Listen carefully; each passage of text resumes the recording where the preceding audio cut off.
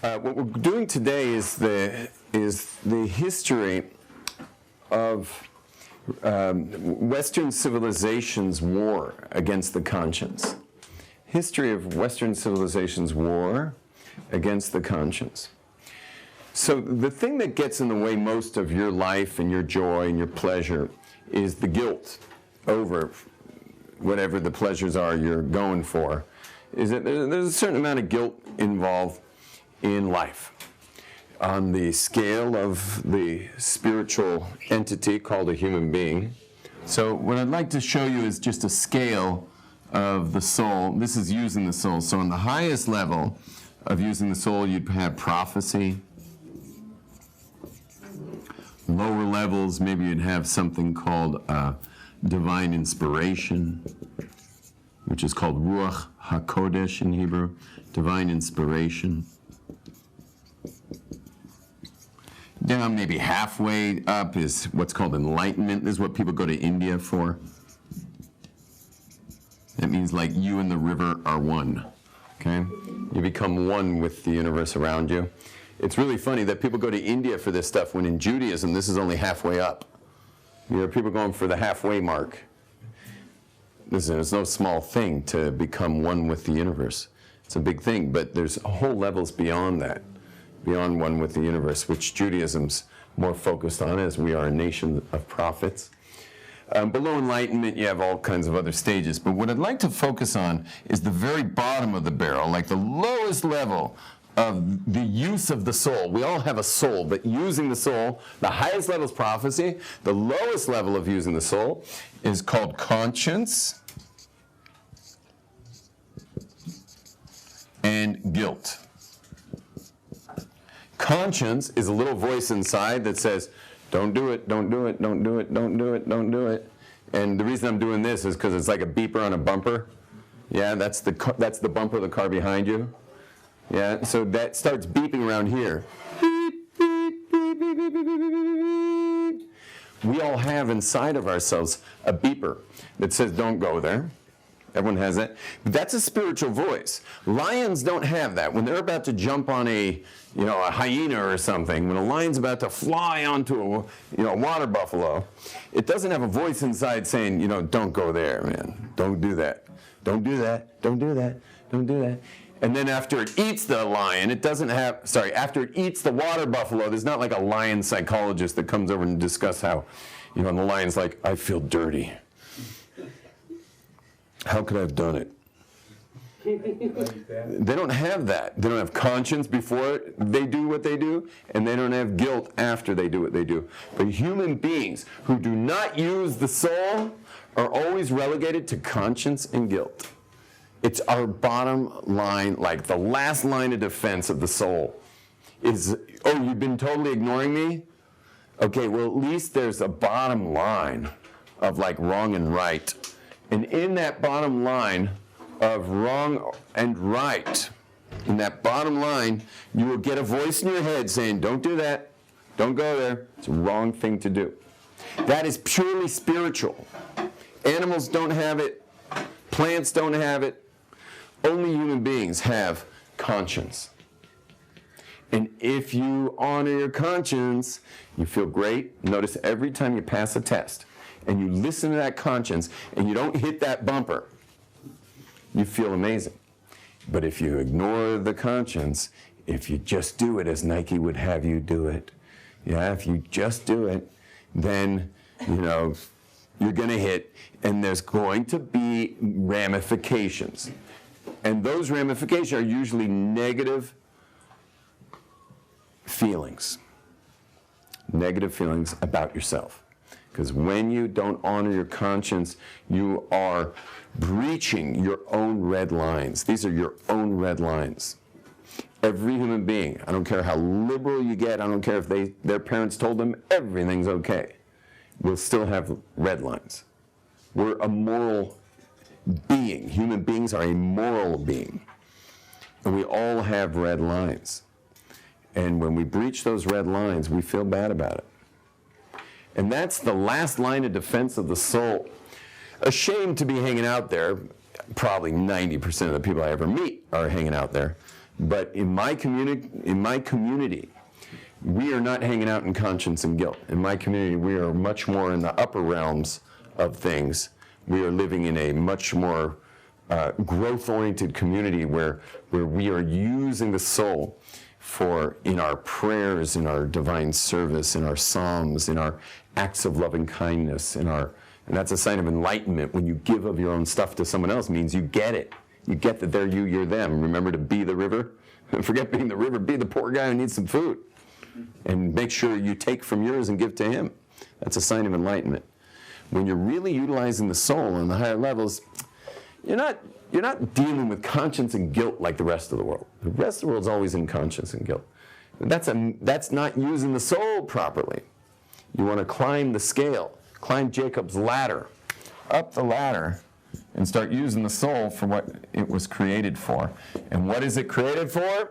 It's your fiber optic link out of this place. The soul is your fiber optic link to the infinite, to God, to transcendence. Without your soul, you'd have no chance to bridge the gap between finite and infinite. But God has put inside of each one of you a little spark of infinite inside of you that is called the soul, that you can now link yourself, bridge the gap of finite and infinite via the various ways that your soul calls you into being and calls you into action. Clear? Now, Western civilization has not been very happy about this. It doesn't like conscience and guilt because a couple reasons. One thing is, if you can get rid of conscience and you can get rid of guilt, or at least get people to ignore conscience and somehow harness guilt, you can sell a lot of products. Again, if you can get people to either ignore conscience or to get rid of it altogether, meaning either I have it, I can't get rid of it, but I can ignore it and just do it, or I can get either ignore it or get rid of it, as I said, and then harness guilt. I can build empires upon it. As long as I get people to that negative emotion, then I can build worlds off of that. Whole systems, and revolutions of, did I say revolutions? Sorry. Whole industries off of that. What do I mean? When you do something that is a breach of your own red line and you have those negative feelings, human beings don't rest well with negative feelings. When you have negative feelings, you'll notice you always do something. Each one of us has the thing we do. For some of us, we go shopping and buy a new blouse or a new outfit of some sort. For some of us, we have to go buy a new gadget, maybe something technological. Other people might go eat when they feel bad. Another person might download a new app. Another person might drink alcohol. But whatever it is you do, it will be putting dollars into the system. It will bring dollars into the system. Now, another thing, if I can get you to either get rid of conscience or to ignore conscience, it will also make you consume. That also makes you consume. Because if I'm being told, if it feels good, do it, as Coke told us for 2 years straight. You guys were probably mostly little kids at the time, but Coke went with, if it feels good, do it. Nike just got rid of the, if it feels good, it just says, just do it. And if we just do it, if you just keep doing it, I mean, imagine what your life would be like if you just did whatever felt good. Where would you wind up if you just did whatever felt good? Probably dead in jail. Probably dead in jail. Who knows where you'd wind up. I want to create a class action suit against these companies saying, we just did it, and we feel really bad about it, and we want to know what you're going to do for us now. But what happens is when you just do it, it usually costs money to just do it. You can't just do it for free. If you want to just do it, just eat that, or just go, have that, or just go enjoy that, or just go. Usually there's an entry fee for that. And then with all the guilt, you're going to go pay more money, spend more money on that as well. And let's just put in the opposite. The scariest thing for Westernism is if we were to actually embrace the conscience to have what's called soul self-esteem. If you had proper soul self-esteem and you embraced the conscience and you actually listened to the conscience, so when it said don't go there, you actually listened to it, you would be such a bad consumer. You'd be a bad consumer because you'd already feel great, because how do we feel, guys? When you listen to your conscience and you win one of those little micro tests throughout the day, how do you feel? You feel great. And if you do it again, you feel great. You do it again, you feel great. You do it again, you feel great. You ever wonder why you don't just keep doing it? You notice that? Like, you always feel great, right? You win your test, you feel great? Yeah. So why don't you just keep doing that? So it's not enough? It's not enough? No. Feeling great's feeling great. It's always enough. The answer is you don't recognize yourself as holy. You don't recognize yourself as holy. Now, what you guys probably think I just said was you don't recognize yourself as holy. Meaning you just don't see yourself as holy?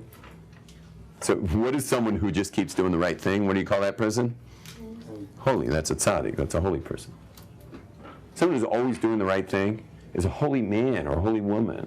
They're a tzaddik or a tzaddikus. So you probably think what I meant by you don't recognize yourself as holy, what you probably think I meant was you don't see yourself as holy.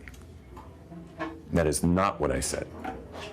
When I said you don't recognize yourself as holy, I'm being very explicit. Meaning, when you look yourself in the mirror after a bunch of good acts, you did a couple good things over and over, you won a few tests, you're feeling great. When you look yourself in the mirror, you don't recognize yourself.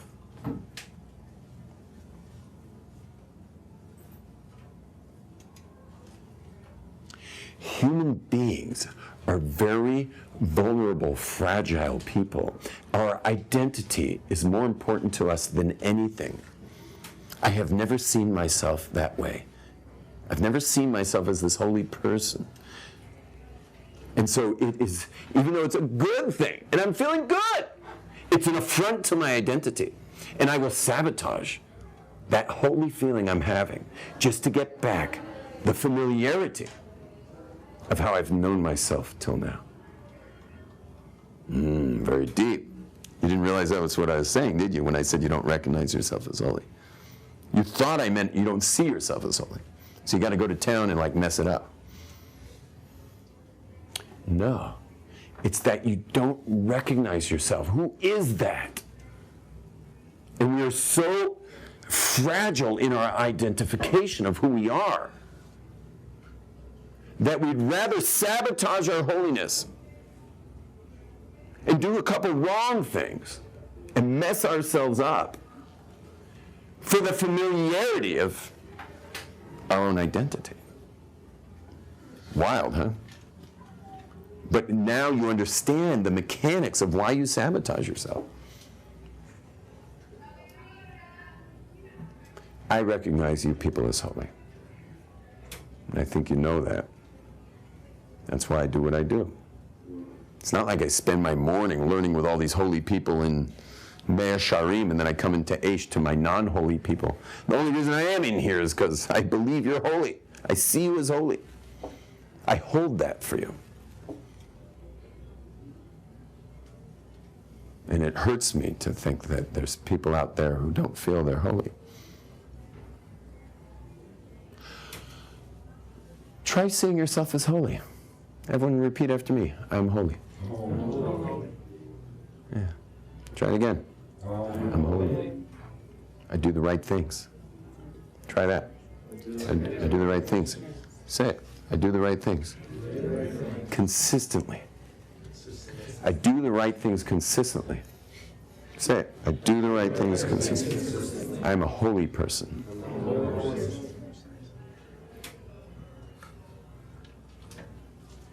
And get used to that until you recognize yourself. I don't recognize myself as not holy. So I can't really get involved in behavior that's not holy because that would be my identity crisis. I would have an identity crisis, getting involved in things that aren't holy. That would be like a major identity crisis for me. I wouldn't know what to do. Just like someone else might not know what to do with himself or herself when she's being holy. We're very fragile, but we're not dumb. Let's get smart and start learning how to see ourselves properly. You know those mirrors in like fun houses that like show you like, it might be like it makes you gigantically wide and like this tall? And then there's another one that makes you like super long and like this thin. We have to start fix our mirror. We have to work on our mirror to see a holy person when we look inside. A person who does the right things consistently and feels good. You put Prozac out of business.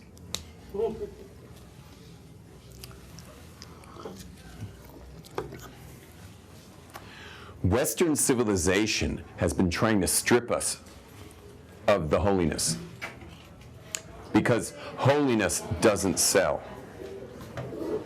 Holiness just doesn't sell.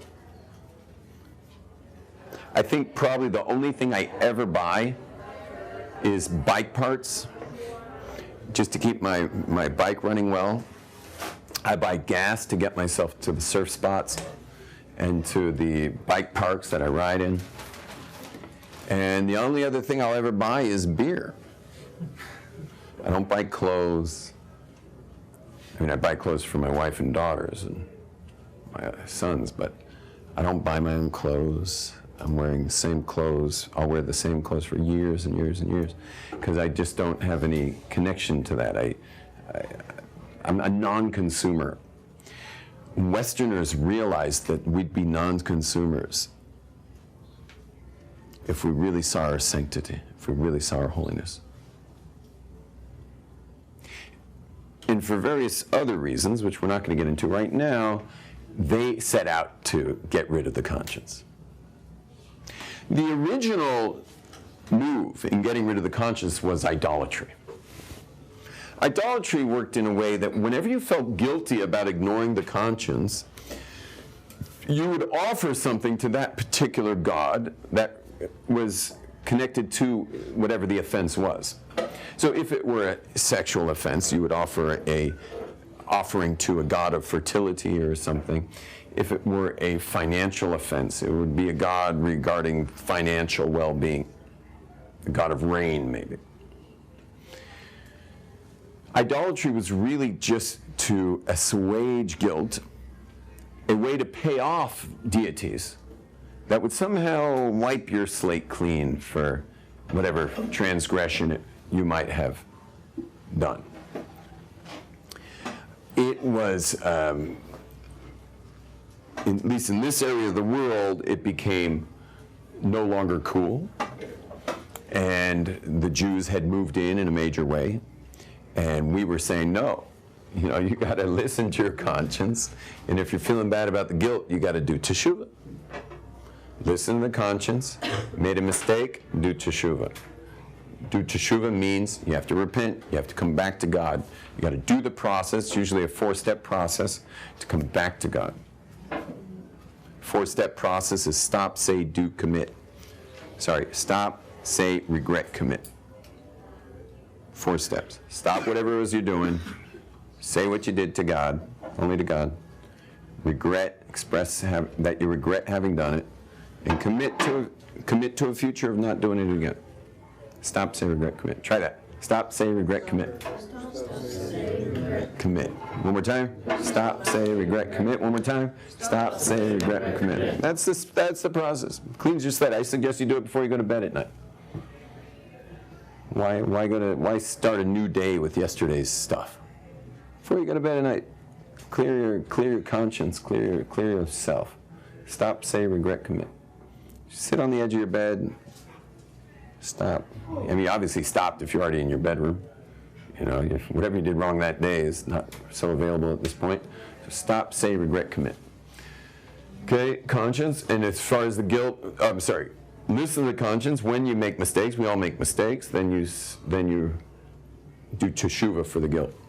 Anyway, but later times came the Industrial Revolution, and eventually you had the same desire to get out of conscience and guilt, and different ways were created, and one of those ways was a famous way that we all got to learn about in school called Darwin.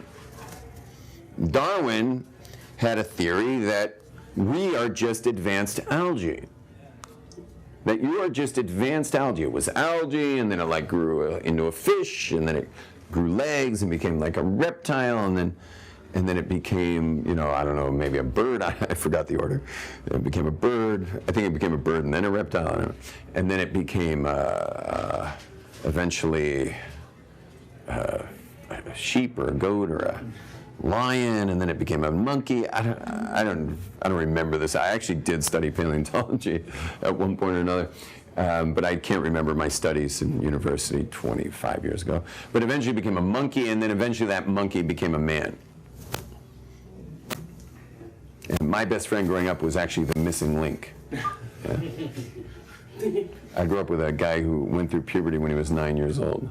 He had a full beard at 12. He was buying us beer at 12 years old. Yeah. So we called him the missing link between the monkeys and the humans. But you realize what it does here, because if you're having conscience and guilt, then you're insane, because you're just algae. You're just a very fancy piece of algae called a human being. But you see how it does the trick? His theory is ludicrous. It should have made people just say, oh, that's cute. But instead, it got embraced. Why did the Westerners embrace this idea? No one else embraced it, just Westerners.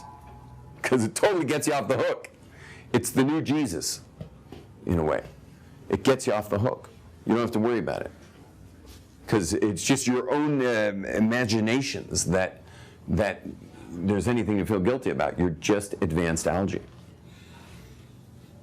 I asked one of the top paleontologists in the world. Somehow I got to be in his class, university.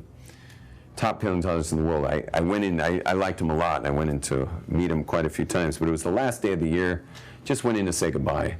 And I said to him, by the way, with all the massive missing pieces of the, from algae to man, do you really believe this stuff? And he says to me, it's all we've got. And I said, what do you mean it's all we've got? He says, if it's not this, it's God. So this is all we've got. So I was an atheist at the time, but I said to him, you're more religious than my rabbi if you believe in this stuff. That's what I said.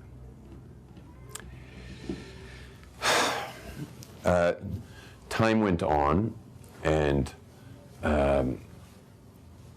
eventually, I'm going to skip all the way up to the modern European.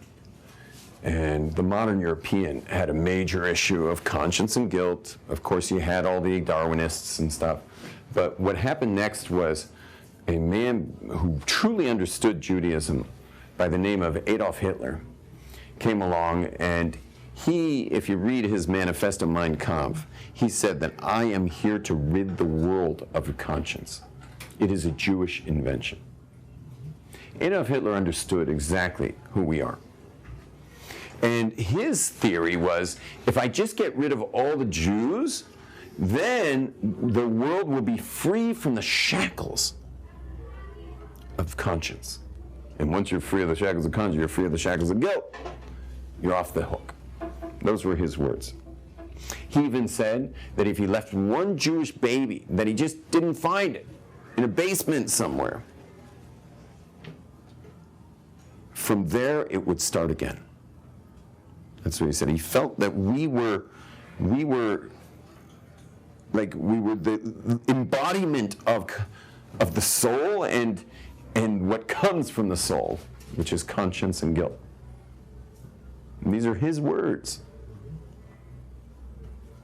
He knew who we were. But that was another move.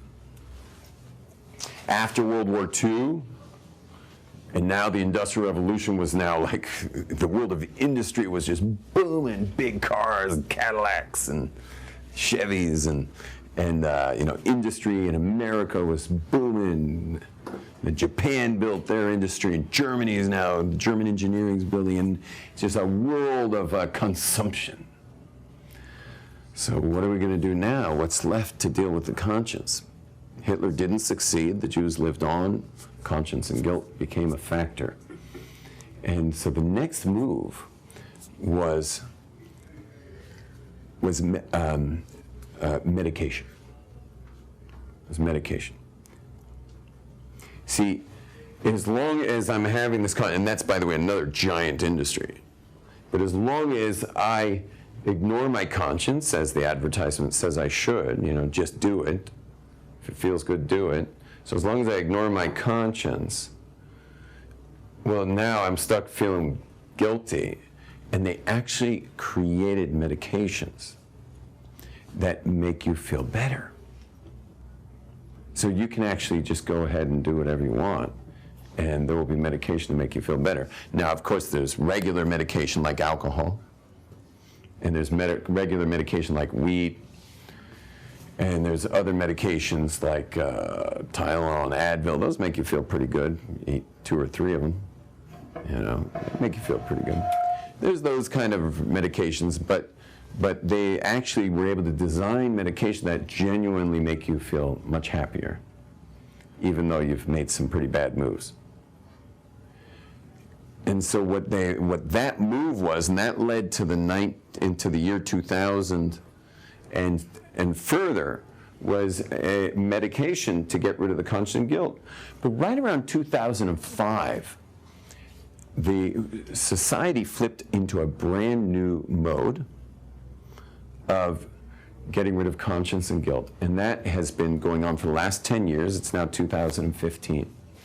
And this has been a whole new wave that everyone's been jumping on. And that is that there is nothing wrong. A philosophical move. This is a philosophical move that there's no such thing as wrong. In fact, it's politically incorrect to make a statement of something being wrong. And it has been like a wave that has really taken over the planet. There are professors who've lost their tenure for stating opinions on what they felt was wrong.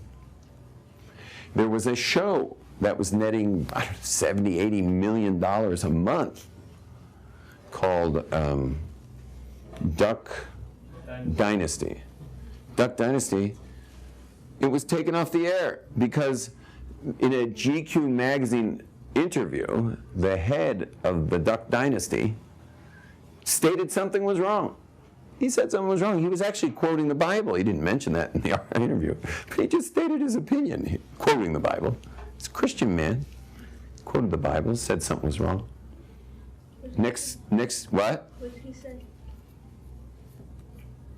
It was a comment about homosexuality, and boom, it was off the air. It was off the air just like that. We're living in a generation where saying something is wrong is wrong. Saying something is wrong is wrong. Let's just say sorry on Twitter. Oh, you're allowed to say sorry, yeah, on Twitter. Yeah, sorry is like fine, That's the world we live in now. It's been a 10-year kind of revolution, as big as Darwinism. It's as big as the 60s. It's as big as Christianity. It's as big as any of the moves. It's as big as the meds.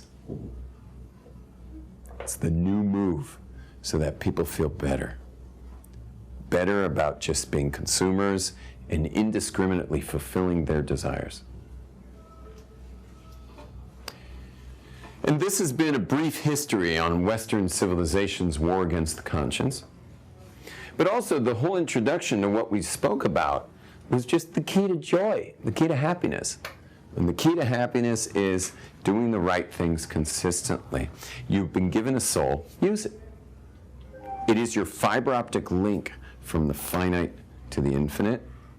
It is your bridge to bridge the gap between being born into a physical world that's really a spiritual world, but you can't see the spiritual world. So you've been given a soul to kind of be a guiding light to get through this gauntlet, this temple of doom. We have a flashlight that is the soul. Use the soul. The soul will take you on the most amazing rides in life if you just build it through Torah and divine service, kindness.